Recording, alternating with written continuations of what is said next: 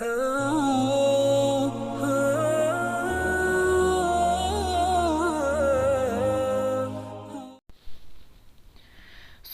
اللہ، الحمد للہ، والصلاة والسلام علی نبی، اما بعد، اعوذ باللہ من الشیطان الرجیم، بسم اللہ الرحمن الرحیم۔ امید ہے آپ سب خیر اور عافیت کے ساتھ ہوں گے۔ اللہ تعالیٰ بس ہمارا رمضان قبول کرے اور ہمیں اس کی تمام جو خیر، برکت اور رحمت ہے اور مغفرت ہے، وہ ساری اللہ تعالیٰ سمیٹنے کی مجھے اور آپ کو، ہم سب کو توفیق عطا فرمائے۔ آج ہمارا جو پارہ نمبر 3 کے اندر سورۃ آل عمران جو ہے وہ شروع ہونے جا رہی ہے۔ تھوڑا سا اس کا زمانہ نزول اور اس کی جو اس کا خطاب، اس کی جو اللہ تعالیٰ نے جن کو مخاطب کیا ہے اور جو بحث اس کے اندر ہے، اس کا تھوڑا سا ہم ڈیٹیل دیکھیں گے، پھر اس کا شان نزول دیکھیں گے انشاءاللہ، تاکہ آگے چلتے چلتے ہمیں اس سورت کے بارے میں بالکل اوپنلی ساری سمجھ آنی شروع ہو جائے۔ اس کا آل عمران نام اس وجہ سے رکھا گیا ہے، ایک علامت کے طور پر اس کا نام قرار دیا گیا ہے جو سورت میں ایک مقام پر آیا ہے۔ تو زمانہ نزول جو ہیں وہ غالباً جنگ بدر کے بعد قریبی زمانے میں یہ نازل ہوئی، آغاز سورت سے یہ پتہ چلتا ہے۔ اور اسی طرح سے اس کے اندر جو خطاب ہیں اللہ تعالیٰ کے اور جو مباحث ہیں وہ کس چیز پہ ہیں، 2 گروہوں کو اللہ تعالیٰ نے اس میں مخاطب کیا ہے۔ شروع جو صورت ہو رہی ہے اس میں تو اہل کتاب وہی مخاطب جیسے سورہ بقرہ کے اندر ایک سارا ان کو مخاطب کیا گیا تھا، اسی وے میں اس صورت کو سٹارٹ کیا گیا ہے۔ اہل یہود اور نصارہ دونوں سے اللہ تعالیٰ نے خطاب فرمایا ہے، اور دوسرا وہ گروہ ہے جو پیارے نبی صلی اللہ علیہ وآلہ وسلم پر ایمان لائے۔ پہلے گروہ کو تبلیغ کی گئی ہے، ٹھیک ہے، کہ یہ جو اب دعوت آ رہی ہے یہ اسی دعوت کی ایک کڑی ہے جس کو شروع سے تمام انبیاء دیتے چلے آئے، جو فطرت اللہ کے مطابق ہی دین حق ہے۔ پھر جو اس سے ہٹ گئے، دوسری راہیں اختیار کی، وہ خود اپنی کتابوں کی روح سے بھی صحیح نہیں ہیں، اپنی کتابوں کے حوالے سے بھی وہ غلط ثابت ہو رہے ہیں، اور پھر اسی طرح سے ان کو یہ بتانے کے بعد اللہ تعالیٰ مخاطب ہے اس گروہ حق کا، جو کہ اب بہترین امت ہونے کی حیثیت سے حق کا جو پرچم ہے وہ ان کے ہاتھ میں اللہ تعالیٰ نے تھما دیا۔ خیر الامہ، بہترین امت، یعنی پیارے نبی صلی اللہ علیہ وسلم کے گروہ سے، اور پھر دنیا کی اصلاح کا ذمہ دار جو ہے ان کو بنا دیا گیا۔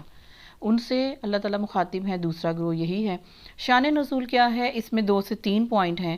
ایک تو یہ کہ سورہ بقرہ میں اس دین حق پر ایمان لانے والوں کو جن آزمائشوں اور مصائب کی پہلے خبر دے دی گئی تھی، وہ اب پورے زور و شور سے جو ہے نا وہ پیش آ چکی تھی، مسلمان اس کے اندر سے گزر رہے تھے، اور ان کے مقابلے میں پھر کیا ہو رہا تھا، مختلف طاقتیں جو ہیں ان کے گردا گرد اکٹھی ہو رہی تھیں، اٹھ رہی تھیں، ظاہر ہو رہی تھیں۔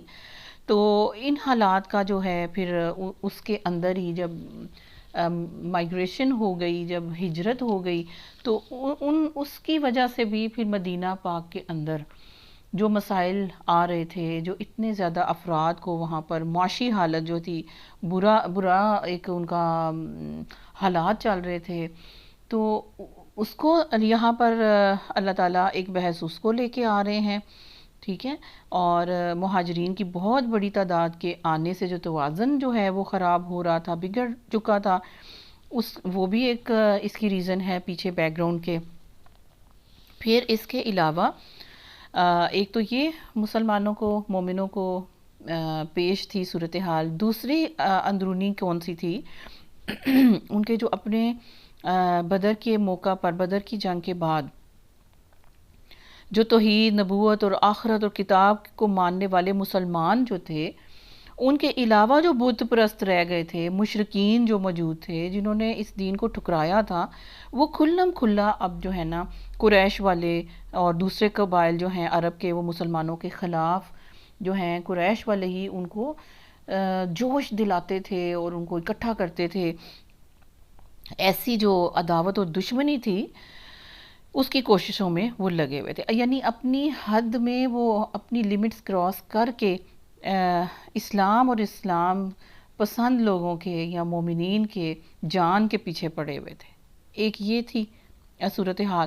پھر یہودیوں کی جو ہمسائیگی مدینہ کے اندر مل گئی، اور جو دوستی کے جو صدیوں سے تعلقات چلے آ رہے تھے ان کا بھی انہوں نے لحاظ نہیں رکھا۔ پھر جب عہد شکنیاں شروع ہو گئیں اور پیارے نبی صلی اللہ علیہ وسلم نے یہودی قبیلوں میں سے بہت سے شریر جو لوگ تھے حملہ کر دیا، انہیں اطراف مدینہ سے باہر نکال دیا، لیکن اس سے دوسرے یہودی قبائل کی جو ہے نا وہ آگ جو ہے ایک جذبہ کا، عداوت کا، عناد کا، دشمنی کا، وہ بھڑک اٹھا۔ تو مدینے کے اندر منافق پہلے ہی موجود تھے، اور اندر اور باہر کے تمام طرح کے جو خطرات تھے وہ مسلمانوں کو لاحق تھے۔ یہ اس کا بیک گراؤنڈ ہے سیکنڈلی۔ اور تھرڈلی پھر اس میں کیا تھا کہ بدر کی شکست، جو بدر کا مارکہ ہو چکا تھا، اس کی جو شکست ہوئی تھی کفار کو، اس کا انتقام کی آگ جو انہوں نے اپنے دلوں میں ان کے بھڑک رہی تھی، اس پر پھر ان تیل چھڑکنے والے یہودیوں نے اس آتش کو اور زیادہ جو ہے وہ ہوا دی۔ نتیجہ کیا ہوا کہ ایک ہی سال کے بعد مکے کے 3000 لشکر جو ہے وہ اپنے تمام اسباب کے ساتھ، اپنے تمام قسم کے ہتھیاروں کے ساتھ، گھوڑوں کے ساتھ، ٹھیک ہے، سواریوں کے ساتھ، عورتوں کے ساتھ، گانے بجانے والیوں کے ساتھ، یعنی یہ سارا ایک 3000 کا جو ہے نا یہ لشکر انہوں نے اکٹھا کر لیا، اور احد کے دامن میں جو لڑائی پیش آئی ان کو، جو کہ جنگ احد کے نام سے مشہور ہے۔ اس جنگ کے لیے نبی پاک صلی اللہ علیہ وسلم نے 1000 آدمی مدینے سے یعنی تیار کیے اور نکلے، مگر راستے میں پھر جو 300 منافق جو ہیں ان کا جتھا جو ہے وہ نکل کر واپس مدینے چلا گیا۔ اب پیچھے جو پیارے نبی صلی اللہ علیہ وسلم کے ساتھ ساتھی رہ گئے تھے وہ 700 تھے، ٹھیک ہے، اور ان 700 افراد کے اندر بھی ایک چھوٹی سی پارٹی جو ہے منافقین کی وہ ابھی تک موجود تھی، جو فتنہ پیدا کرنے کے لیے مسلمانوں کے اندر موجود تھے۔ آستین کے وہ سانپ تھے، نقصان پہنچانے کا کوئی بھی وہ موقع ضائع نہیں ہونا دینا چاہتے تھے۔ تو 1000 نکلے اور اس میں سے 300 الگ ہوئے، بقایا 700 کے اندر بھی منافقوں کا ایک چھوٹی سی ٹولی موجود تھی، اور مقابلہ کس سے ہونا جا رہا تھا؟ 3000 جو ہیں وہ کفار تھے، جو کہ اتنے زیادہ اپنے ہتھیاروں کے ساتھ، گھوڑوں کے ساتھ، اونٹوں کے ساتھ، اپنے لشکر کے ساتھ وہاں پر موجود تھے۔ پھر ان سے پھر جو ہے مسلمانوں کے ساتھ اللہ تعالیٰ نے جو جنگ کی تربیت کا ایک جو ہے اس نظریے کے ساتھ آیات اتاری ہیں کہ فردر آئندہ جو جنگیں ہوں گی اس کے اندر تمہارا جو ہے وہ کیا طرز عمل ہونا چاہیے، اور اس پہ سارا جو ہے وہ تبصرہ کیا گیا۔ تو یہی ہے 3 مین پوائنٹ، انشاءاللہ اس کو لے کے ہم آگے چلتے ہیں انشاءاللہ تعالیٰ۔ اللہ سے دعا ہے اللہ میری، آپ کی، ہم سب کی رہنمائی فرمائے، اور جس طرح اللہ تعالیٰ مجھے اور آپ کو دیکھنا چاہتا ہے اس طرح مجھے اور آپ کو پکا سچا مومن بنا دے، آمین۔ چلیں شروع کرتے ہیں۔ بسم اللہ الرحمن الرحیم۔ شروع اللہ کے نام سے جو بڑا مہربان اور نہایت رحم کرنے والا ہے۔ الف لام میم۔ اللہ وہ زندہ و جاوید ہستی ہے، وہ قائم دائم ہستی ہے جو نظام کائنات کو سنبھالے ہوئے ہے، جو تمام کی تمام سلطنت کو سنبھالے ہوئے ہے۔ وہ حی القیوم ہے، وہ کس طرح سے خود بھی زندہ ہے اور حیات بخشی بھی ہوئی ہے، خود قائم ہے اور زمین و آسمان کو تھاما ہوا ہے اتنی مضبوطی کے ساتھ، وہ سارے کائنات کی نظام کو سنبھالے ہوئے ہے۔ حقیقت میں اس کے سوا کوئی خدا نہیں ہے، بے شک کوئی خدا نہیں ہے، ٹھیک ہے۔ اس کو ہم پیچھے سورہ بقرہ کے اندر آیت الکرسی میں دیکھ چکے ہیں۔ اس نے تم پر یہ کتاب نازل کی جو حق لے کر آئی ہے، اور ان کتابوں کی تصدیق کر رہی ہے، اے بنی اسرائیل والو، جو پہلے سے آئی ہوئی تھی۔ اس سے پہلے وہ انسانوں کی ہدایت کے لیے تورات اور انجیل نازل کر چکا ہے، اور اس نے وہ کسوٹی اتاری ہے ٹھیک ہے، وہ اللہ تعالیٰ نے ٹیسٹ کرنے کے لیے وہ ترازو اتار دیا ہے جو حق اور باطل کا فرق دکھانے والی ہے۔ اب جو لوگ اللہ کے فرامین کو قبول کرنے سے انکار کریں، ان کو یقیناً سخت سزا ملے گی۔ اللہ بے پناہ طاقت کا مالک ہے اور برائی کا بدلہ دینے والا ہے۔ زمین اور آسمان کی کوئی چیز اس سے پوشیدہ نہیں، وہی تو ہے جو تمہاری ماؤں کے پیٹ میں تمہاری صورتیں جیسی چاہتا ہے بناتا ہے۔ اس زبردست حکمت والے کے سوا کوئی اور خدا نہیں ہے۔ وہی خدا ہے جس نے یہ کتاب تم پر نازل کی، یعنی وہ اللہ جس نے تمہیں تمہاری ماؤں کے پیٹوں کے اندر تین اندھیروں کے اندر اتنا خوبصورت تراشا، یصورکم فی الارحام کیف یشاء، جیسا اس نے چاہا تمہاری صورت کو بنایا۔ فرشتوں کو حکم ہے کہ وہ سب کچھ جو ہے بناتے ہیں اللہ تعالیٰ کے حکم سے، اللہ تعالیٰ سے پوچھ کے، ایون کہ اس کے بچے کے گلے میں جو تقدیر کی پٹی چلانی ہے، جو تختی ڈالنی ہے، ایج کیا ہوگی، رزق کیا ہوگا، اس کی پیدائش کا وقت، اس کی موت کا وقت، اس کا ہر چیز، اس کے رزق کے اندر جو جو چیزیں آتی ہیں وہ سارا کچھ اس کو لکھ دیا جاتا ہے، اللہ سے پوچھ کے اس کی تقدیر کو ڈالا جاتا ہے، اور اللہ تعالیٰ اپنے ہاتھ سے ہر پیدا ہونے والے انسان کی شکل صورت کو بناتے ہیں۔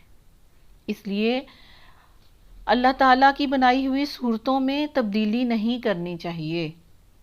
دانت جو ہیں ان کو کھلا کر کے یا اس طرح کے اپنے جو پلاسٹک سرجریز کر کے اس کے اندر رد و بدل کرنا، یہ بہت بڑا گناہ ہے۔ ٹھیک ہے، تو اللہ تعالیٰ نے جیسی بھی خوبصورت، اللہ خود کہہ رہا ہے تمہارے جو ہے صورتیں اس نے جیسی چاہی بنائی ہیں، اب جیسی بھی ہیں، کالا ہے، گورا ہے، چٹا ہے، سانولا ہے، موٹی ناک ہے، پتلی ہے، آئی بروز کیسے ہیں، باریک ہیں، موٹے ہیں، ابرو کیسے ہیں، پھر آپ کی آئی لیشز کیسی ہیں، پھر آپ کی آنکھ کی شیپ کیسی ہے، پھر آپ کے چہرے کی شیپ کیسی ہے، پھر اللہ تعالیٰ نے اس کو کس طرح سے بنایا ہے، وہ آپ کو پسند آتا ہے، مجھے آتا ہے یا نہیں آتا، اس پہ صبر کرنا ہے۔ اللہ تعالیٰ نے اپنے ہاتھ سے انسان کے چہرے کو بنایا، تو جیسی بھی اللہ تعالیٰ نے صورت بنائی، اب دیکھیں اس کے اندر کشش ضرور موجود ہے، ایک کالے رنگ کے اندر بھی کشش ضرور موجود ہے، اور اگر پرکشش چہرے ہم چاہتے ہیں نا، تو پھر اس کو کس طرح سے کریں، اپنے پرکشش چہرے اللہ سے جوڑ کے، اللہ کے چہرے سے نور لے کے، اللہ کے کلام سے نور لے کے، اللہ تعالیٰ کی ہدایت سے نور لے کے، اس قرآن سے نور لے کے اپنے چہروں کے اندر، اپنے دلوں کے اندر نور بھریے۔ آنکھوں کو چمکیلا کرنا ہے، چہرے کو روشن کرنا ہے، تو آپ دیکھیں حضرت بلال حبشی کیا تھے، اتنا چمکیلا ان کا چہرہ تھا، اگر وہ کالی رنگت والے، کالی چمڑی والے بھی تھے تو اللہ تعالیٰ کیا کرتا ہے، تمہارے چہروں کو، تمہاری صورتوں کو نہیں دیکھتا، تمہارے مال کو نہیں دیکھتا، اللہ کس طرف دیکھتا ہے، تمہاری نیت کو دیکھتا ہے اور تمہارے عمل کو دیکھتا ہے۔ یہ سارا کچھ بہتر ہو جائے گا جب جنت میں جائیں گے انشاءاللہ۔ بازار سے جا کے اپنی خواہش کے مطابق ہر کوئی اپنا اپنا چہرہ بھی اسی طرح بنا سکتا ہے جیسے اس کو پسند ہے۔ تو یہ دنیا کیا ہے، صبر کا گھر ہے، صبر کرنا ہے۔ جیسے بھی شکل کی اللہ نے یہاں پہ بات کی ہے، خاص طور پہ تمہاری صورتیں اللہ تعالیٰ نے بنا دی جیسے وہ چاہتا ہے، بناتا ہے، اور اس زبردست حکمت والے کے سوا کوئی اور خدا نہیں۔ اس کے جو چہرے اس نے دیے ہیں نا انسانوں کو، اس میں بھی حکمت ہے۔ وہی خدا ہے جس نے یہ کتاب تم پر نازل کی ہے۔ اس کتاب میں دو طرح کی آیات ہیں، ایک تو محکمات ہیں، محکمات، اور جو کتاب کی اصل بنیاد ہیں، جس کی طرف تم نے توجہ دینی ہے، جو کھلی ہوئی اللہ تعالیٰ کے احکامات ہیں کہ یہ کرنے ہیں، یہ کام کرنے والے ہیں، یہ کام نہیں کرنے، وہ محکمات، وہ احکامات، وہ کھلی بات جو کتاب کی اصل بنیاد ہیں، اور دوسری ہیں متشابہات، یہ آپ کو ملیں گی۔ کتاب دو چیزوں پر، یہ آیات دو چیزوں پر مطلب کہ اس کی ترتیب ہے، ایک محکمات ہیں جو اصل کتاب کی بنیاد ہیں، اس کو فالو کرنا ہے، اس طرف توجہ کرنی ہے، اس طرف محنت کرنی ہے۔ دوسری چیزیں ہیں متشابہات۔ متشابہات میں کیا آئے گا، اللہ کا ہاتھ، اللہ کا چہرہ، اللہ تعالیٰ کا عرش، اللہ کا تخت، اللہ کے ٹخنے، اللہ تعالیٰ کے پاؤں، اللہ تعالیٰ کے ہاتھ، اللہ تعالیٰ کی آنکھ، اللہ تعالیٰ کے کان، اللہ تعالیٰ کا اترنا، اللہ تعالیٰ کا آنا، اللہ تعالیٰ کا یعنی سننا، اور اللہ تعالیٰ کا قریب ہونا، پھر اللہ تعالیٰ کا نزول کرنا، پھر اللہ تعالیٰ کی یعنی کندھے کی چادر، پھر اللہ تعالیٰ کے آزار بند، یہ سب کچھ وہ احادیث کے اندر جو چیزیں موجود ہیں جو ثابت کرتی ہیں کہ اللہ تعالیٰ کا یہ سب کچھ موجود ہے، نفس موجود ہے، چاہت موجود ہے، ٹھیک ہے؟ تو یہ ہم نے اسی طرح سے ہم نے اس کو ایڈمٹ کرنا ہے، ماننا ہے، چاہے میرے اور آپ کی سمجھ میں وہ بات نہ آئے، اس کو کسی بھی اللہ تعالیٰ کی مخلوق کے ساتھ امیجن نہیں کرنا، کسی کے ساتھ ٹھہرانا نہیں ہے، بس اسی طرح جیسے اللہ تعالیٰ نے یہ آیات اتاری ہیں متشابہات کے اندر وہ چیزیں آئیں گی، اس کو ایز اٹ از ہی ماننا ہے، ایز اٹ از ہی ماننا ہے، ٹھیک ہے؟ تو جن لوگوں کے دلوں میں ٹیڑھ ہے نا، جن کے دلوں میں ٹیڑھ ہے، وہ فتنے کی تلاش میں ہمیشہ متشابہات ہی کے پیچھے پڑے رہتے ہیں، اور رزلٹ کیا نکلتا ہے؟ وہ اللہ کے ہاتھ کا انکار کر دیتے ہیں، اللہ کے اترنے کا، اللہ کے عرش پہ ہونے کا انکار کر دیتے ہیں۔ وہ کس وجہ سے یہ رزلٹ نکلتا ہے؟ متشابہات کو فالو جو کرتے ہیں ان کے دلوں میں اصل میں ٹیڑھ ہوتی ہے۔ حکم کیا ہے؟ محکمات کے پیچھے جاؤ جو اصل جڑ بنیاد ہیں ہر کتاب کی، ان کو معنی پہنانے کی کوشش کیا کرتے ہیں، حالانکہ ان کا حقیقی مفہوم تو اللہ کے سوا کوئی بھی نہیں جانتا، بخلاف اس کے کہ جو لوگ علم پختہ کار ہیں وہ کہتے ہیں ہمارا ان پر ایمان ہے، تمام متشابہات کے اندر جتنی تھوڑی سی چیزیں میں نے بتائی ہیں ان پر ایمان ہے، جب یہ سب ہمارے رب ہی کی طرف سے ہیں، کسی چیز کا یعنی کہ انکار نہیں کرتے۔ اور سچ یہ ہے کہ کسی چیز سے صحیح سبق صرف دانش مند لوگ ہی حاصل کرتے ہیں۔ وہ اللہ سے دعا کرتے رہتے ہیں کہ پروردگار جب تو ہمیں سیدھے راستے پر لگا چکا ہے تو پھر کہیں ہمارے دلوں کو کجی میں مبتلا نہ کر دینا، ہمیں اپنے خزانہ فیض سے رحمت عطا کر کہ تو ہی فیاض حقیقی ہے۔ پروردگار تو یقیناً سب لوگوں کو ایک روز جمع کرنے والا ہے جس کے آنے میں کوئی شک نہیں، تو ہرگز اپنے وعدے سے ٹلنے والا نہیں ہے۔ اچھا جی، یہ سورۃ آل عمران ہم نے شروع کی ہے، اس کے اندر سب سے زیادہ دعائیں موجود ہیں، قرآنی دعاؤں کا زیادہ تر حصہ جو ہے وہ اس کے اندر موجود ہے۔ اب میں نے تو اپنے قرآن پاک کے اندر نشان لگایا ہے، آپ دیکھیں، آپ بھی نشان لگائیں۔ یہ پہلی دعا ہے جو آل عمران میں آئی ہے۔ پروردگار جب تو ہمیں سیدھے راستے پر لگا چکا ہے، ربنا لا تزغ قلوبنا بعد اذ ہدیتنا وہب لنا من لدنک رحمہ انک انت الوہاب۔ اب آپ دیکھیں کہ پیارے نبی صلی اللہ علیہ وسلم کی دعاؤں کے اندر سے یہ بہت زیادہ کثرت سے پیارے نبی یہ دعا کیا کرتے تھے۔ ہم اگر ہدایت کے راستے پہ چل پڑے ہیں، ہمیں بہت زیادہ ضرورت ہے اس دعا کو کرنے کی، ورنہ بہت سے لوگ عملوں میں آگے گئے ہوئے واپس آتے ہوئے دیکھے گئے ہیں، دوبارہ صفر پہ لیول پہ آتے ہوئے دیکھے گئے ہیں۔ دنیا جانتی ہے، دنیا پہچانتی ہے، تو ہمیں ہدایت، ہم اللہ تعالیٰ ہمارے دلوں کو ہمیشہ ہمیشہ اللہ تعالیٰ ہدایت پر رکھنا۔ اگر تو نے ایک دفعہ ہدایت دے دی تو دوبارہ کجی میں مبتلا مت کرنا۔ آمین یا رب، میرے لیے، آپ کے لیے، ہم سب پیاروں کے لیے، ہمارے پیاروں کے لیے اللہ تعالیٰ یہ ہدایت کی دعا، سیدھی راہ پہ چلنے کی توفیق کی دعا، ہمیشہ ادھر جمے رہنے کی دعا اللہ تعالیٰ ضرور قبول فرمائے۔ انک انت الوہاب، آپ تو اتنا زیادہ دینے والے، آپ تو بن مانگے عطا کرنے والے، آپ کی تو صفت ہے، آپ کی تو ذات ہے جو بن مانگے اتنا کچھ عطا کرتی ہے۔ انت الوہاب، سبحان اللہ۔ ہاں، اور پھر کیا دعا کر رہے ہیں؟ ربنا انکا جامع الناس، اللہ تعالیٰ آپ لوگوں کو جمع کرنے والے ہیں، لیوم لا ریب فیہ، اس دن جس دن کے آنے میں کوئی شک نہیں، ان اللہ لا یخلف المیعاد، اللہ تعالیٰ کسی بھی وعدے کے خلاف نہیں کرتا۔ اللہ تعالیٰ اس دن مجھے اور آپ کو سرخ رو فرمائے، آمین۔ جن لوگوں نے کفر کا رویہ اختیار کیا ہے، یعنی انکار کیا ہے، رخ موڑے ہیں، نہیں دھیان دیا، انہیں اللہ کے مقابلے میں نہ ان کا مال کچھ کام دے گا، امیری کچھ کام دے گی، نہ ہی ان کے اولاد کے جتھے کام دیں گے۔ وہ دوزخ کا ایندھن بن کر رہیں گے، ان کا انجام ویسا ہی ہوگا جیسے فرعون کے ساتھیوں اور ان سے پہلے کے نافرمانوں کا ہو چکا ہے کہ انہوں نے آیات الہی کو جھٹلایا، نتیجہ یہ ہوا کہ اللہ نے ان کے گناہوں پر انہیں پکڑ لیا، اور حق یہ ہے کہ اللہ سخت سزا دینے والا ہے۔ استغفر اللہ۔ بس اے محمد صلی اللہ علیہ وسلم، جن لوگوں نے تمہاری دعوت کو قبول کرنے سے انکار کیا ہے ان سے کہہ دو کہ قریب ہے وہ وقت، قریب ہے وہ وقت جب تم مغلوب ہو جاؤ گے۔ اے کافروں کے جتھو، اے اہل کتاب جو نہیں مان رہے، تو تم ان قریب مغلوب ہو جاؤ گے، نیچے ہو جاؤ گے اور جہنم کی طرف ہانکے جاؤ گے، اور جہنم بڑا ہی برا ٹھکانہ ہے۔ تمہارے لیے ان دو گروہوں میں ایک نشان عبرت تھا جو بدر میں ایک دوسرے سے آمنے سامنے ہوئے۔ ایک گروہ تو اللہ کی راہ میں لڑ رہا تھا اور دوسرا گروہ کافر تھا۔ دیکھنے والے کھلی آنکھ سے دیکھ رہے تھے، سر کی آنکھ سے دیکھ رہے تھے کہ کافر گروہ مومن گروہ سے ڈبل ہے، مگر نتیجے نے ثابت کر دیا کہ اللہ اپنی فتح و نصرت سے جس کو چاہتا ہے مدد دیتا ہے، اور دیدہ بینا رکھنے والوں کے لیے اس میں بڑا سبق پوشیدہ، یعنی یہ دنیا کے اسباب کچھ بھی نہیں ہے جس کو اللہ مدد دے۔ وہ ایک بندہ، وہ ایک ابراہیم، وہ اکیلا ہی کافی۔ ابراہیم کی سنت پر چلنے والا وہ ایک اکیلا فرد جس کو اللہ کی مدد مل جاتی ہے، نصرت مل جاتی ہے، اللہ کا ہاتھ اور ساتھ مل جاتا ہے، تو اس کو کسی دوسرے کی ضرورت نہیں رہتی، وہی فتح یاب ہوتا ہے۔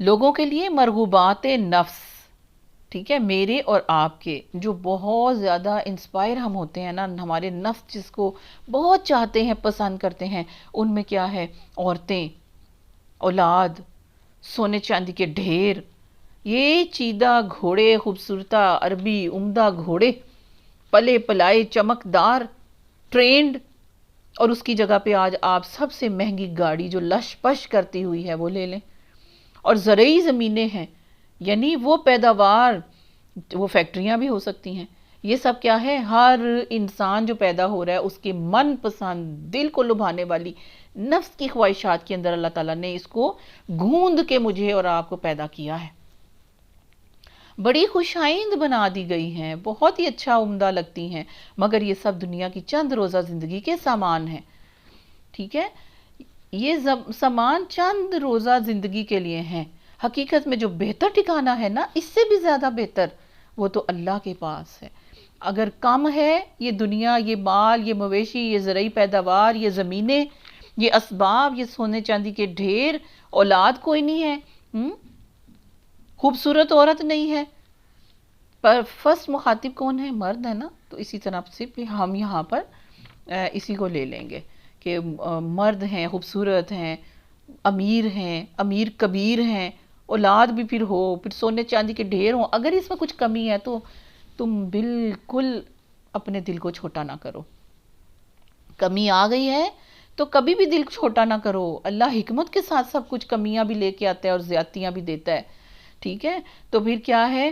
حقیقت میں جو بہتر ٹھکانہ ہے نا، جس کی تمہیں فکر ہونی چاہیے، جہاں پر کوئی کمی نہیں ہونی چاہیے، جہاں پر یہ لائف سٹائل ہونے چاہیے، جہاں عیش اور بہاریں ہونی چاہیے، جہاں تمہاری اولاد ساتھ ہونی چاہیے، جہاں تمہارے گھر بار بہت خوبصورت ہونے چاہیے، جہاں تم جو وش کرو وہ پوری ہو جائے، ایسے چاندی اور سونے کے ڈھیر ہوں کہ تمہارے گھر ہی ان کے ساتھ بنے ہوئے ہوں، ایسی نفیس عمدہ ترین عورتیں ہوں جن کو دیکھ کر تمہارا دل خوش ہو جائے، اس گھر کی فکر کرو، اس بہتر ٹھکانے کی فکر کرو، وہ تو اللہ کے پاس ہے، وہ دنیا میں نہیں ہے، جتنا بھی کسی کو دنیا اللہ دے دے وہ آخرت کے مقابلے میں کچھ بھی نہیں نکلے گی، اس لیے صبر کریں، اور جس کے پاس یہ دنیا ہے، جس کے پاس یہ سب کچھ لکھا ہوا جو قرآن پاک میں ہے وہ موجود ہے، اس کو تو پھر اللہ تعالیٰ کے راستے میں اور جھک جانا چاہیے، تاکہ وہ دنیا میں بھی مزے میں ہے اور آخرت میں بھی ان میں سے کوئی نعمت اللہ تعالیٰ چھینے نہ، پکی ہو جائے، اس سے بھی ڈبل ہو جائے، اس سے بھی اچھی اللہ تعالیٰ آخرت بنا دے، اگر اس دنیا کے مال مویشی،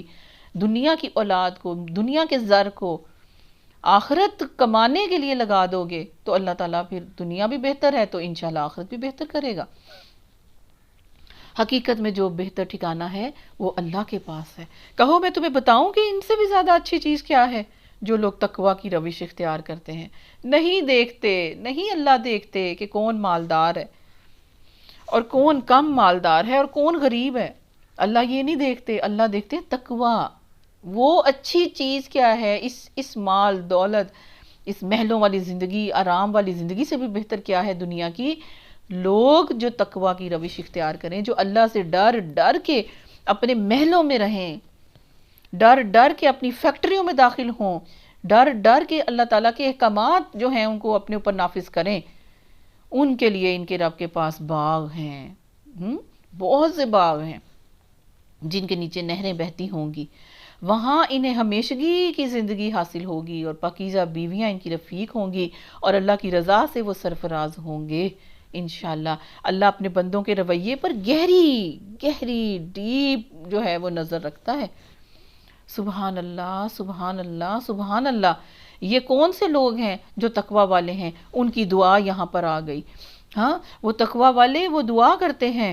یہ وہ لوگ ہیں جو کہتے ہیں مالک ہم ایمان لے آئے، ہماری خطاؤں سے درگزر فرما اور ہمیں آتش دوزخ سے بچا لے. پلس یہ لوگ صبر کرنے والے ہیں. صبر کس میں؟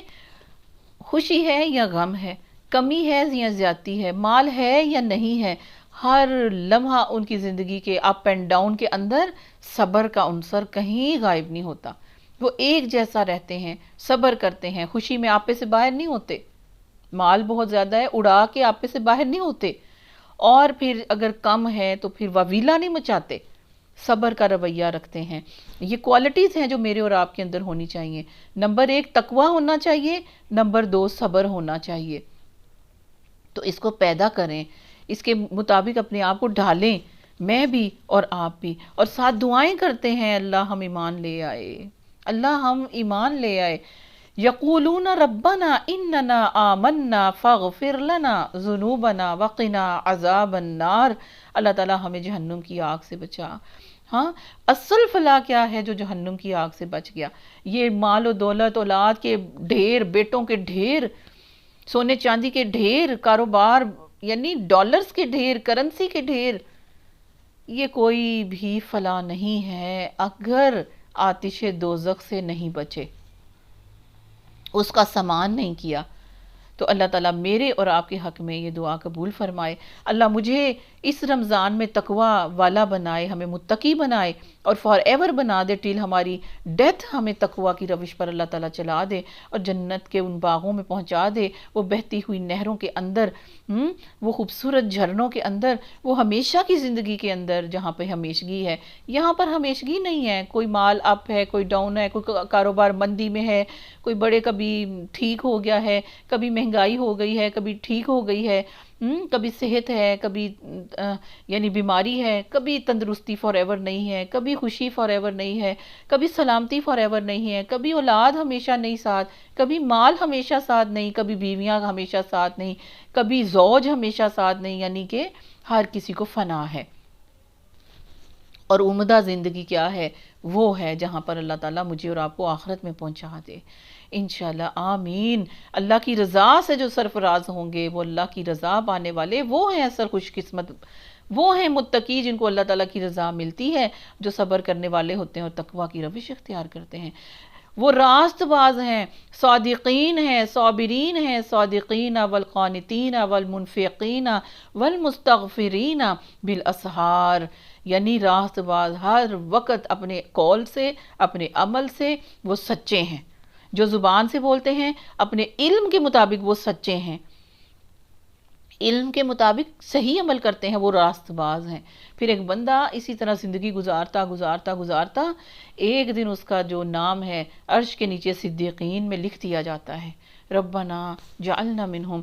قانتین ہیں، فرما بردار ہیں، جھکے ہوئے ہیں، فیاض ہیں، منفقین ہیں، خرچ کرنے والے ہیں، اور مستغفرین بالاسحار، سحری کی گھڑیوں میں، آخری اس رات کی گھڑیوں میں اٹھ اٹھ کے اللہ کے سامنے بیٹھتے ہیں اور مغفرت کی دعائیں کرتے ہیں. یہ ان کی اللہ تعالیٰ نے کوالٹیز بتائی ہیں، بہترین عمدہ کوالٹیز. ان میں سے جو میرے پاس آپ کے پاس موجود ہیں، ٹھیک ہے، وہ میں اور آپ جانتے ہیں، اور جن میں میرے اور آپ کے اندر کمی ہے وہ بھی میں اور آپ جانتے ہیں. تو اس کو اپنے اندر میں اور آپ اچھی طرح سے بھرنے کی کوشش کریں، اپلیکیشن میں لانے کی کوشش کریں، ایسا بننے کی کوشش کریں، تو انشاءاللہ پھر بڑے وارے نیارے انشاءاللہ. اللہ اس میں میری اور آپ کی مدد کرے. آمین۔ اللہ نے خود شہادت دی ہے کہ اس کے سوا کوئی خدا نہیں۔ شاہد اللہ انہ لا الہ الا ہو، جب اللہ نے خود شہادت دے دی کہ اس کے سوا کوئی خدا ہے ہی نہیں، اور یہی شہادت فرشتوں نے بھی دی، اور اس سب اہل علم نے بھی یہی شہادت دی۔ اب اہل علم کون ہے؟ جن کو اللہ کی معرفت زیادہ ہے، ان کو کہتے ہیں اہل علم۔ ڈگریوں سے اس کا کوئی تعلق نہیں ہے، کسی انسٹیٹیوٹ سے اس کا کوئی تعلق نہیں۔ جو اللہ کی معرفت رکھتا ہے نا، صحیح پہچان رکھتا ہے، وہ عام بندہ زمین پہ پھرنے والا وہ اہل علم کے اندر سے ہوگا، جو شرک نہیں کرتا، جو اللہ کی وحدانیت کو مانتا ہے، جو اللہ کو ایک مانتا ہے، جو توحید کے سبق کے ساتھ چلتا ہے، اپنی زندگی گزارتا ہے کلمہ طیبہ کے ساتھ، پیارے نبی صلی اللہ علیہ وسلم کی سنت کے مطابق گزارتا ہے، ان سے پوچھ کے چلتا ہے، پتہ کر کے جو ہے وہ پوچھ کے چلتا ہے کہ جنت کا پتہ کیا ہے، جنت کا ایڈریس کیا ہے، وہ عام بندہ اہل علم کے اندر سے ہے۔ اور جو اہل علم، جو ڈگریوں کے ساتھ اہل علم ہیں، جو باعمل ہیں، وہ آئیں گے اہل علم، علم نافع جن کے پاس ہے، وہ انصاف پہ قائم ہے۔ وہ رب، اس زبردست حکیم کے سوا فی الواقعہ کوئی خدا نہیں ہے۔ بے شک اللہ کے نزدیک دین صرف اسلام ہے، نظام زندگی صرف اسلام ہے، وے آف لائف صرف اسلام ہے، یعنی مطیع ہو جانا، جھک جانا، سرنڈر کر دینا، اپنی وشز کو چھوڑ کے اللہ کی وشز کو اپنا لینا، پیارے نبی صلی اللہ علیہ وسلم کی سنت کو اپنا لینا، اپنی وشز کو، اپنی پسند اور ناپسند کو چھوڑ دینا، یہ ہے دین اسلام جو اللہ تعالیٰ کو پسند ہے۔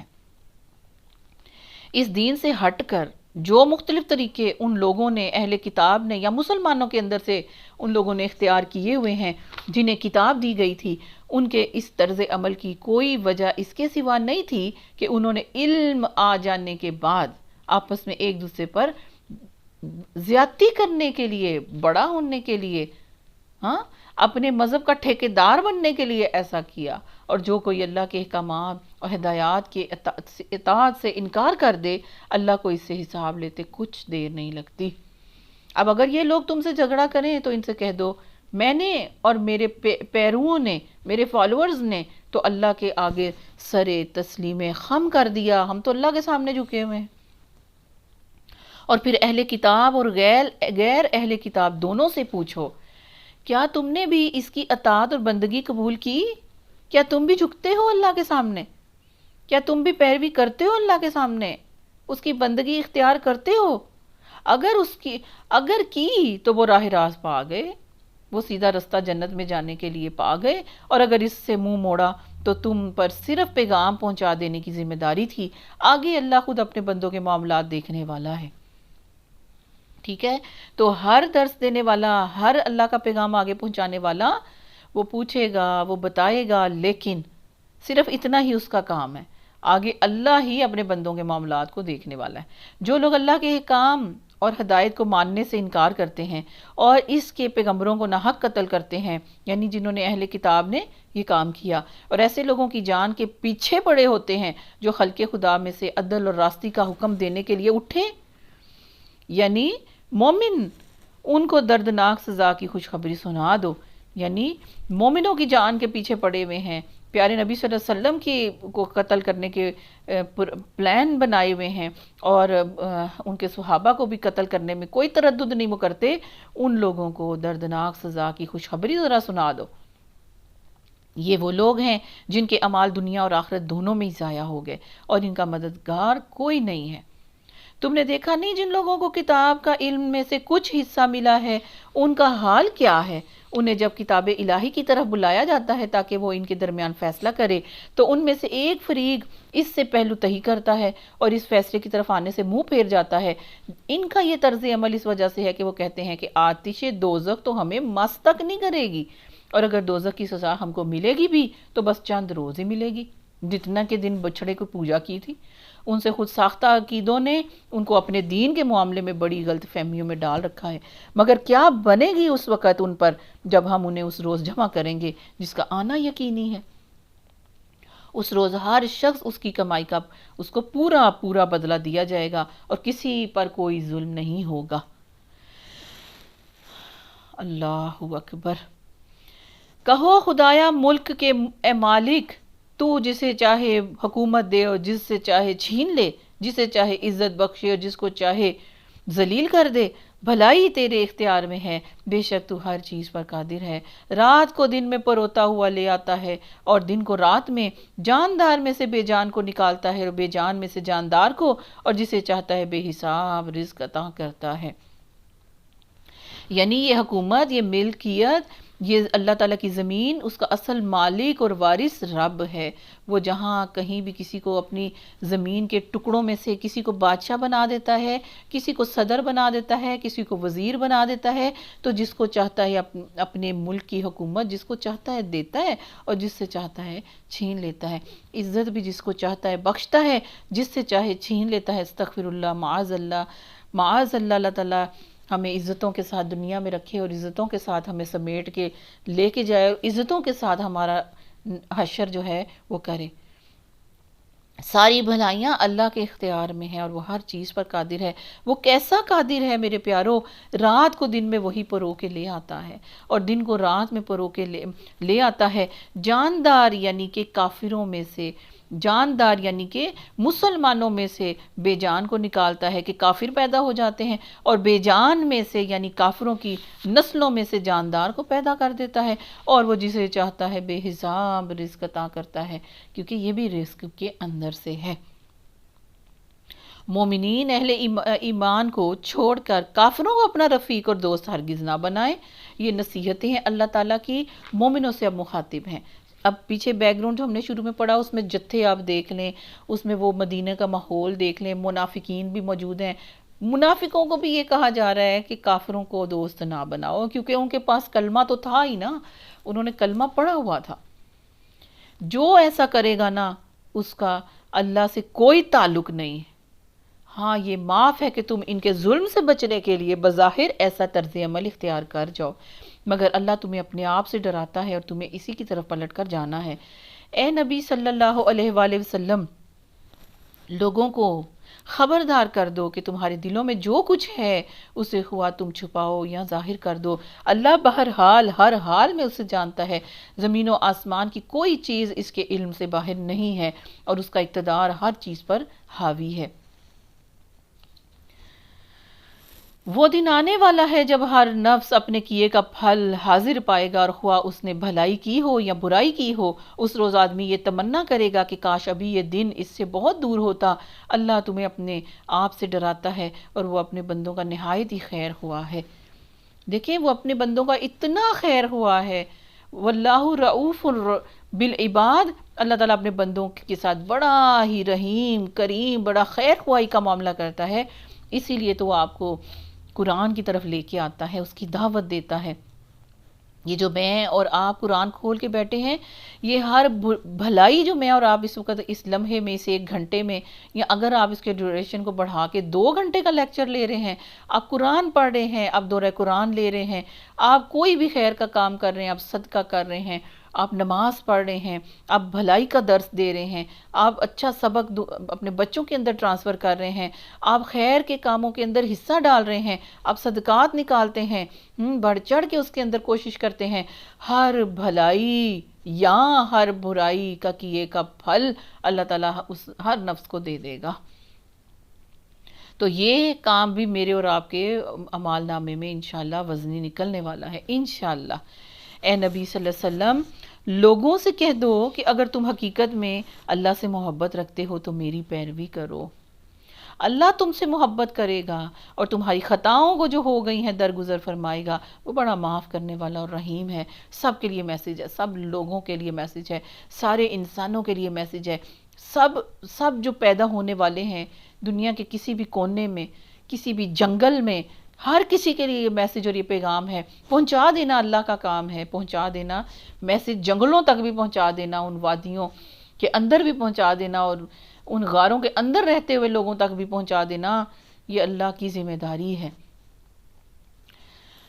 اور وہ پہنچا کے رہے گا اپنا کلمہ ہر ایک تک۔ اور کیا میسج ہے اس کے اندر اتنا بڑا کہ اگر تم اللہ سے محبت کرتے ہو نا، اگر تم اللہ سے چاہت رکھتے ہو نا، اور یقین کریں کہ ہر انسان جو پیدا ہو رہا ہے اور جو اپنے ہوش میں آتا ہے اس کو اپنے رب سے محبت ہوتی ہے، اللہ سے، اوپر والے سے۔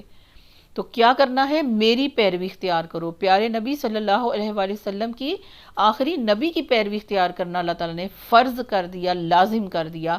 ہوگا کیا اس سے؟ اللہ بھی تم سے محبت کرے گا. اور جب اللہ محبت کرنے آتے ہیں تو کیا کرتے ہیں؟ سوچیں. جب آپ کسی سے محبت کرتے ہیں تو آپ کیا کرتے ہیں؟ سوچیں. آپ اس کے لیے کیا کر سکتے ہیں؟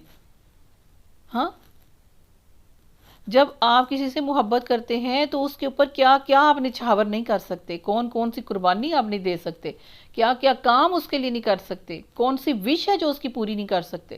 آپ اپنی بس بھر کوشش کر کے اپنے اس محب کا ضرور ضرور وہ سارا کچھ جو ہے وہ پورا کرنے کی کوشش کرو گے.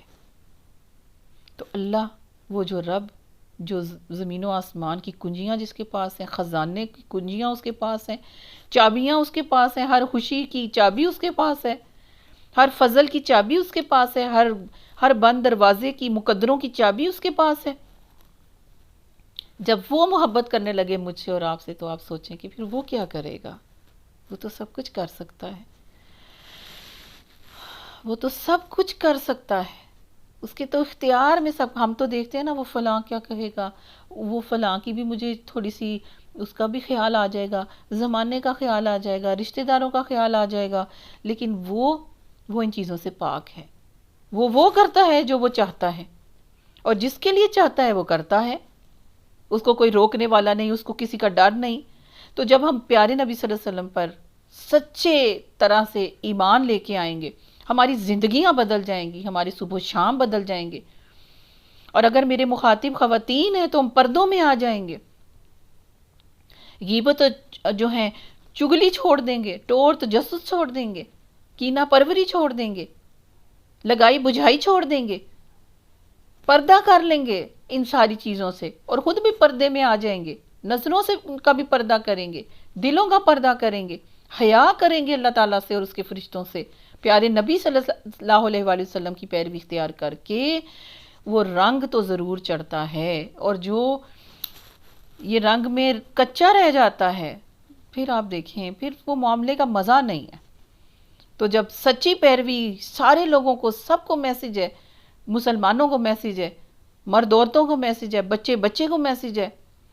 تم اللہ سے اگر محبت کرتے ہو تو پیارے نبی صلی اللہ علیہ وسلم کو مانو، ان کی ایک ایک بات مانو، ایک ایک ادا کو جو ہے فالو کرنے کی کوشش کرو. تو پھر کیا ہوگا؟ اللہ تم سے محبت کرے گا. تو اللہ تم سے محبت کرے گا تو پھر آپ دیکھیں وہ آپ کے لیے کیا کرے گا جو محبت کرتا ہے. سوچیں. اور ساتھ تمہیں جن چیزوں سے خوشی جو سمجھ آ سکتی ہے وہ یہ تمہاری خطاؤں سے بھی درگزر کرے گا. جب ہم کسی سے پیار کرتے ہیں، لاڈ اٹھاتے ہیں اس کے کہ نہیں اٹھاتے؟ بیٹے کو باپ کی ڈانٹ سے بچاتے ہیں کہ نہیں بچاتے؟ بچے کو باپ کی مار سے بچاتے ہیں کہ نہیں بچاتے؟ بہت سی چیزیں ہیں جو ہم چھپاتے ہیں کہ نہیں چھپاتے. محبت ہے اس کے پیچھے. تو جب رب اپنے بندے سے محبت کرے گا پیارے نبی صلی اللہ علیہ وسلم کی محبت کی وجہ سے،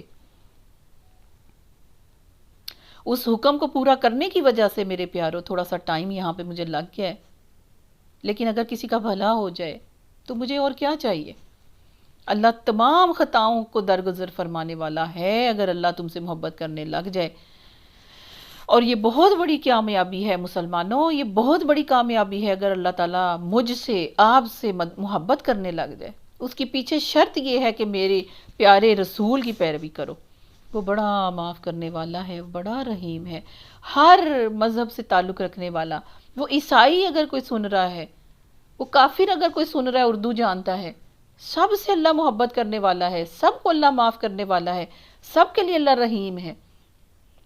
ایک دفعہ ذرا پلٹ کے تو آؤ، ایک دفعہ ذرا آؤ تو صحیح، ایک دفعہ ذرا اس وادی کی سیر تو کرو. آؤ، تمہیں توحید کی دعوت ہے. آؤ، تمہیں اللہ تعالیٰ وہ غفور الرحیم دعوت دیتا ہے. آؤ چلو تو صحیح، اس باغ کی سیر کو تو نکلو. پیارے نبی صلی اللہ علیہ وآلہ وسلم کی طرف توجہ تو کرو. اللہ تم سے محبت کرے گا اور تمہارے پچھلی تمام گناہوں کو معاف کر دے گا. کیوں؟ وہ بڑا رحیم، وہ بڑا معاف کرنے والا ہے. ان سے کہو اے پیارے نبی، ان سے کہو اللہ اور رسول کی اطاعت قبول کر لو، پھر اگر وہ تمہاری یہ دعوت قبول نہیں کریں تو یقیناً یہ ممکن ہی نہیں ہے کہ اللہ ایسے لوگوں سے محبت کرے جو اس کی اور اس کے رسول کی اطاعت سے ہی انکار کرتے ہیں. ٹھیک ہے، تو یہ سارے دعوے کب سچے ہوں گے؟ اللہ کی محبت میں اور آپ کب پا سکتے ہیں؟ کوئی بھی بندہ بشر جو مسلم نہیں بھی ہے اور اگر اللہ تعالیٰ نے اس کے رزق میں یہ درس رکھا ہے، یہ بات اگر اس تک پہنچ رہی ہے اور وہ اللہ سے محبت رکھتا ہے، اپنے گاڈ سے محبت رکھتا ہے، اوپر والے سے محبت رکھتا ہے، تو پھر اللہ یا وہ گاڈ یا وہ اوپر والا تم سے محبت نہیں کرے گا جب تک کہ تم اس کی وہ شرط پوری نہیں کرتے.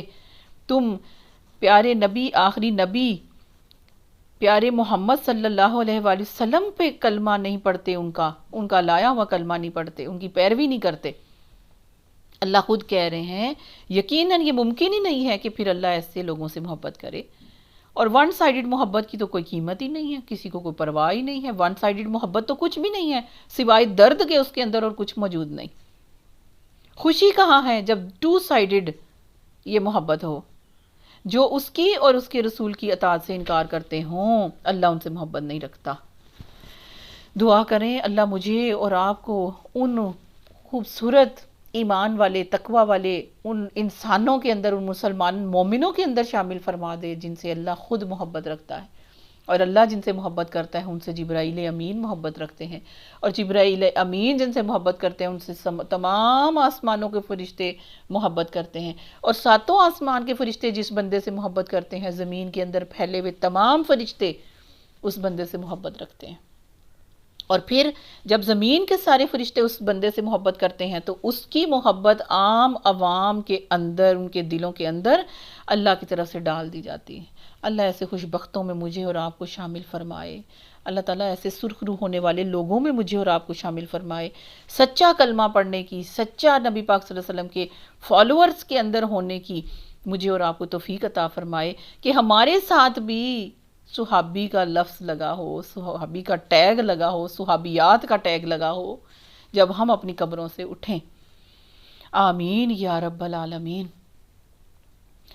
اب آپ آگے آ جائیے، اس میں خطاب آ رہا ہے دوسرا خطبہ اللہ تعالیٰ کا. زمانہ اس کا 9 ہجری ہے، جب نجران کے عیسائی جو ہیں وہ جمہوریت کا جو وفد لے کے پیارے نبی صلی اللہ علیہ وسلم کے پاس آئے. بڑے بڑے سردار تھے. نجران کا علاقہ حجاز اور یمن کے قریب ہے. اس وقت یہ 73 بستیوں پر یہ علاقہ شامل تھا، اور ایک وقت میں ان بستیوں کے اندر سے جنگ کرنے کے لیے 20,000 جو ہے جنگ کرنے والے مرد یہاں سے نکل سکتے تھے. زیادہ تر ان کی آبادی عیسائیوں کے اوپر مشتمل تھی. یہ آیت نمبر جو ہے یہ آ رہا ہے آیت نمبر 33 میں ان کا ذکر. ٹھیک ہے، وفد نجران. نجران کون سا علاقہ ہے؟ یمن حجاز کے درمیان کا. اور 73 بستیاں، اردو میں اس کو 73 بستیاں، ان پہ یہ مشتمل تھا. تو بڑی ہی امیر قوم تھی یہ، بڑے شاندار قسم کے ان کے جو ہیں دستے تھے فوجی. اور پیارے نبی صلی اللہ علیہ وسلم نے جو ہے جب ان کے وفد آنے شروع ہوئے فتح مکہ کے بعد، تو اس وقت پھر وفد نجران کے اندر سے جو ہیں 60 آدمیوں کا ایک وفد جو ہے وہ مدینے آ کے پہنچا. اور انہوں نے پھر جو ہے نا ان کے سامنے یہ چیزیں جو ہیں پیش کی گئیں، اور انہی کے کتاب کے اندر سے، کیونکہ وہ عیسائی تھے، انہی کے مذہب کے حساب سے آیات نازل ہوئی. جو مکالمہ ہوا، جو خطاب ان سے کرنے کو اللہ تعالیٰ نے وہی بھیجی، وہ یہاں پر مجھے اور آپ کو ملے گی.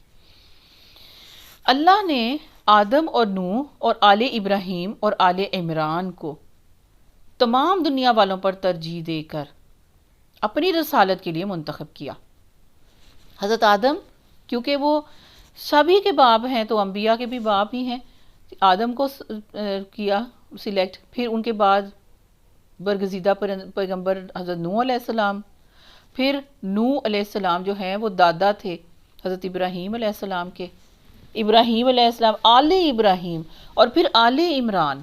یہ چنے ہوئے وہ خاندان ہیں جن کو اللہ تعالیٰ نے دنیا پر ترجیح دی اور ان کو رسالت کے لیے منتخب کر لیا. یہ ایک سلسلے کے لوگ تھے، کڑی در کڑی، جو ایک دوسرے کی نسل سے پیدا ہوئے تھے. اللہ سب کچھ سنتا اور جانتا ہے.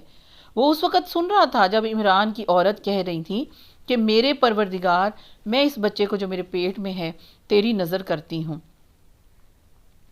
یہ عمران حضرت موسیٰ اور ہارون کے والد کا نام تھا، ٹھیک ہے، اور وہ عمران کی بیوی۔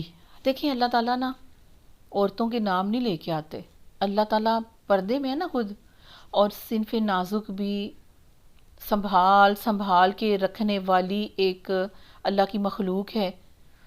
تو جو بنانے والا ہوتا ہے اس کو پتہ ہے کہ اس کی کس طرح سے کیئر کرنی ہے، اس کے کیئر ٹیکر کیسے ہونے چاہیے، اس کو کس طرح سے رکھنا ہے، اس کو کہاں کہاں پردے کی ضرورت ہے۔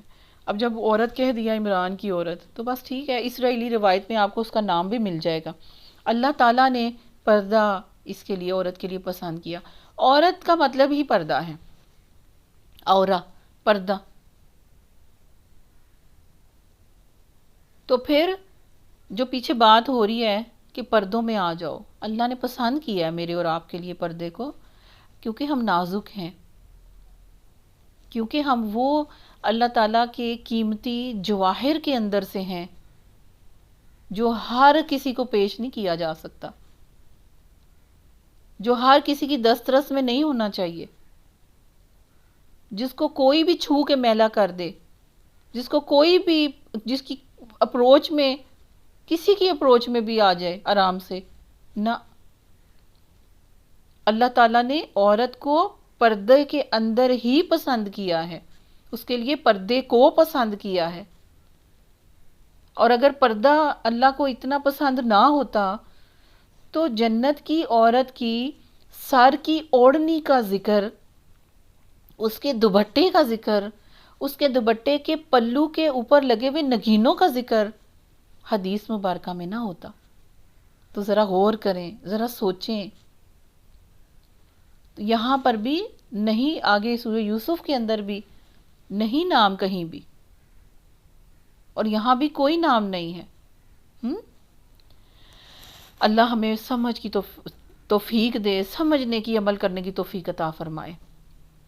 جب عمران کی عورت کہہ رہی تھی کہ میرے پروردگار، میں اس بچے کو جو میرے پیٹ میں ہے تیری نظر کرتی ہوں، وہ تیرے ہی کام کے لیے وقف ہوگا، میری اس پیشکش کو قبول فرما، تو سننے والا اور تو جاننے والا ہے، یعنی کہ تو میری نیت کو جانتا ہے، تو سن بھی رہا ہے، تو جانتا بھی ہے کہ میری تہہ دل سے یہ خواہش ہے کہ یہ جو بچہ پیدا ہوگا اس کو میں جو ہے وہ دے دوں مسجد کے اندر یا اس عبادت خانے کے اندر جو تیری نظر کرتی ہوں، اس کو تیرے دین کی خدمت میں دیتی ہوں۔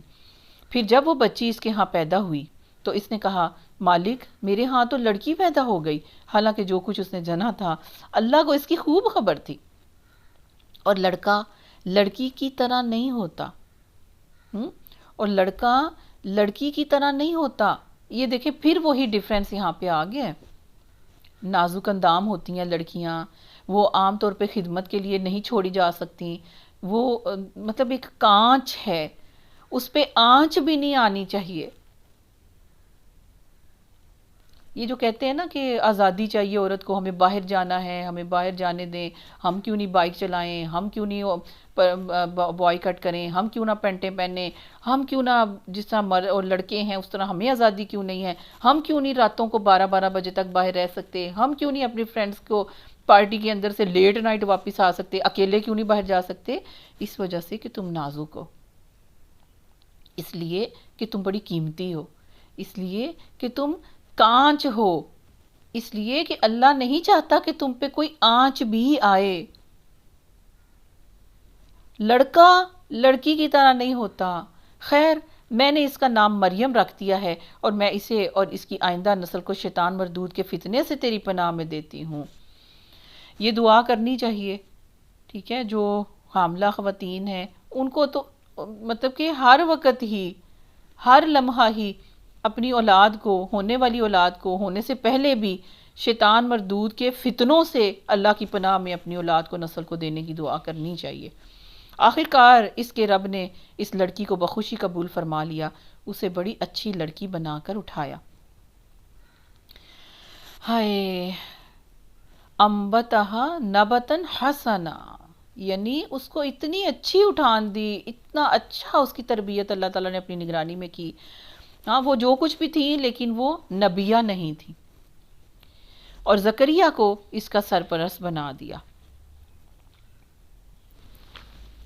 زکریا غالباً ان کے خالو تھے. زکریا جب کبھی اس کے پاس محراب میں جاتا تو اس کے پاس کچھ نہ کچھ کھانے پینے کا سامان پاتا. محراب وہ کمرہ تھا، وہ آرچ نما، جس کو باہر سے دروازے سے ان کی یعنی کہ بند بھی کر دیا جاتا تھا. ہر وقت وہ عبادت میں ہوتی تھیں اور صاف ستھرا ان کا ماحول تھا. وہیں پر ان کی جو ذمہ داری تھی وہ زکریا کی تھی، اور ان کا نام جو ہے نا وہ بھی زکریا ہی تھا. وہ خالو تھے ان کے حضرت مریم علیہ السلام کے. پوچھتے جب وہ کمرے میں جاتے کچھ نہ کچھ، کبھی کچھ نہ کچھ کھانے پینے کا سامان لاکڈ کمرے کے اندر مریم کے پاس موجود ہوتا. زکریا پوچھتے مریم یہ تیرے پاس کہاں سے آیا؟ اب یہ سوال ہی خود بتا رہا ہے کہ کمرہ تو بند تھا. کمرہ تو بند ہوتا ہے، پھر ہر دفعہ یا کبھی یہ کہاں سے چیزیں آتی ہیں؟ یہ بے موسمی پھل ہیں، کبھی کچھ پڑا ہوا ہے، کبھی ٹرے میں کچھ سجا ہوا ہے، یہ تیرے پاس کہاں سے آیا؟ وہ جواب دیتی اللہ کے پاس سے آیا ہے. اللہ جسے چاہتا ہے بے حساب دیتا ہے. اب آپ دیکھیں یہ چاہت میں ڈوبی ہوئے، یہ اللہ کی محبت میں ڈوبی ہوئی وہ بندی اللہ کی، اللہ سے محبت کرنے والی، اللہ کی چاہت میں ڈوبی ہوئی بندی وہ مریم علیہ السلام صلاۃ و سلام اللہ سے آیا ہے. اور کہاں سے آنا ہے؟ اللہ ہی جسے چاہتا ہے بے حساب دیتا ہے. یہ حال دیکھ کر زکریا جو کہ ابھی جن کی اولاد نہیں تھی، سر سفید ہو چکا تھا، انہوں نے اپنے رب کو پکارا. پروردگار دل کی گہرائیوں سے پکار اٹھے اپنی قدرت سے مجھے نیک اولاد عطا فرما دے. تو ہی تو دعا کا سننے والا ہے، یعنی دعا تو ہمیشہ سے میں یہی مانگ رہا ہوں. جواب میں فرشتوں نے آواز دی. جبکہ وہ محراب میں کھڑا نماز پڑھا تھا اسی وقت ان کو جواب آیا، اللہ تجھے یحییٰ کی خوشخبری دیتا ہے اے زکریا. وہ اللہ کی طرف سے ایک فرمان کی تصدیق کرنے والا بن کر آئے گا. وہ فرمان کون سا؟ وہ موسیٰ. اسی کی تصدیق کرنے کے لیے وہ پیدا ہوگا.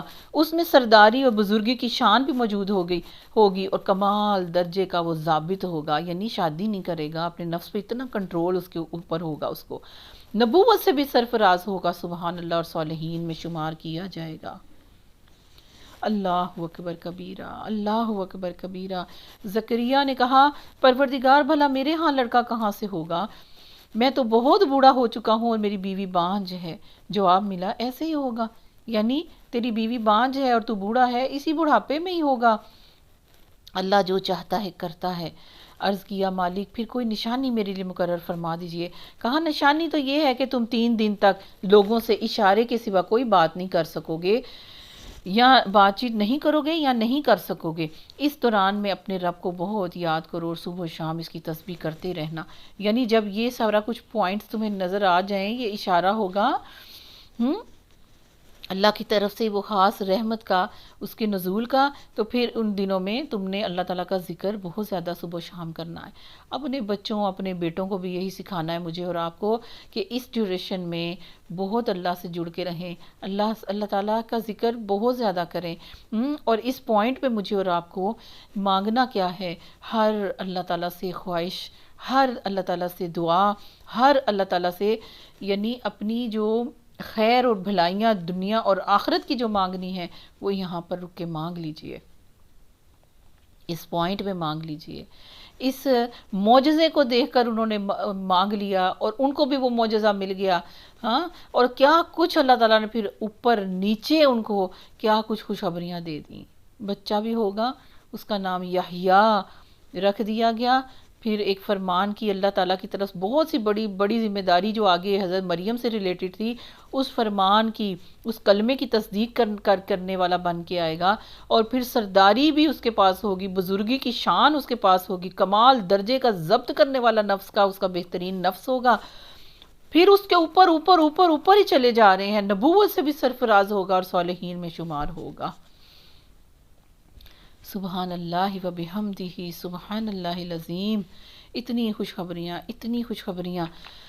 اللہ اکبر. اللہ میری آپ کی ساری دعائیں حاجتیں قبول فرمائے.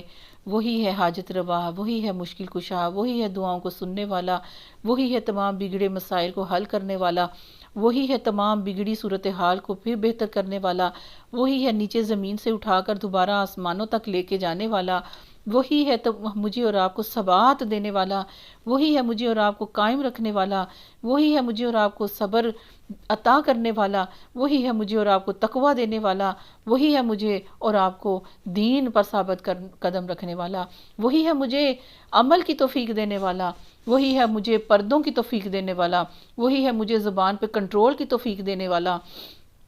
اللہ تعالیٰ میرے اور آپ کے حال پہ رحم کرے. اللہ مجھے اور آپ کو دنیا اور آخرت کی تمام بھلائیاں عطا فرمائے. ہماری نسلوں کو ہم سے بھی زیادہ عطا فرمائے. ہماری آنے والی نسلوں کو، ہماری موجودہ نسلوں کو اللہ اس سے بھی زیادہ عطا فرمائے. آمین یا رب العالمین. پھر اگلا رکوع ہے. ایک رکوع تک یعنی چلیں اس دعا کے ساتھ ہی اللہ قبولیت مجھے اور آپ کو عطا فرمائے. 1 گھنٹے کی ہو گئی ہے تو انشاءاللہ اس سے آگے اگلی ویڈیو میں انشاءاللہ آپ ضرور اس سے استفادہ حاصل کریں، ضرور جڑیں، شیئر کریں. ربنا تقبل منا. اللہ مجھ سے بھی قبول فرمائے، آپ سے بھی قبول فرمائے. ربنا تقبل منا انک انت السمیع العلیم وتب علینا انک انت التواب الرحیم. ربنا تقبل منا، ربنا تقبل منا، ربنا تقبل منا انک انت العلیم الحکیم وتب علینا انک انت السمیع العلیم. آمین یا رب العالمین. السلام علیکم ورحمۃ اللہ وبرکاتہ.